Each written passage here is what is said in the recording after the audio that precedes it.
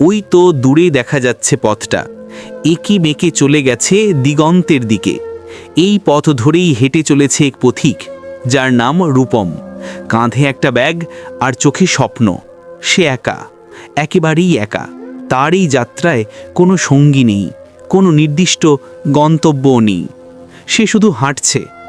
শহর ছেড়ে অনেকটা পথ পেরিয়ে এসেছে রূপম। শহরের কোলাহল, ব্যস্ততা তাকে হাঁপিয়ে তুলেছিল। প্রতিদিন একই রুটিন, একই কাজ, সব কিছু তার কাছে অর্থহীন মনে হতো। সে চাইছিল জীবনের একটা নতুন মানি খুঁজে নিতে। তাই একদিন সে সব কিছু ছেড়ে এই একলা পথের পথিক হয়েছে। পথে চলতে চলতে রূপম অনেক কিছুর মুখোমুখি হয়েছে।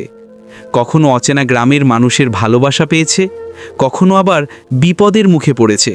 এক সন্ধ্যায় ঝুম বৃষ্টিতে ভিজে যখন একটা বটগাছের নিচে আশ্রয় নিয়েছিল, তখন তার মনে হচ্ছিল এই বুঝি তার শেষ। কিন্তু পরদিনই রকরকে সূর্য উঠেছে, আর সে নতুন করে শক্তি পেয়েছে। একবার এক ছোট্ট নদীর ধারে বসে সে দেখছিল কত দ্রুত জল বয়ে যাচ্ছে।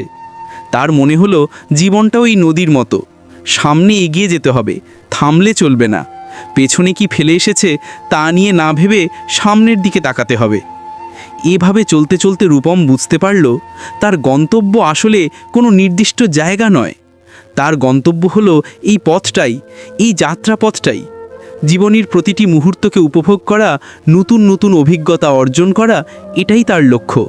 সে একা হলেও তার একাকিত্ব তাকে হতাশ করে না, বরং তাকে আরও শক্তিশালী করে তোলে। সে এখন জানে এই একলা পথেই তাকে জীবনের আসল অর্থ শিখিয়েছে।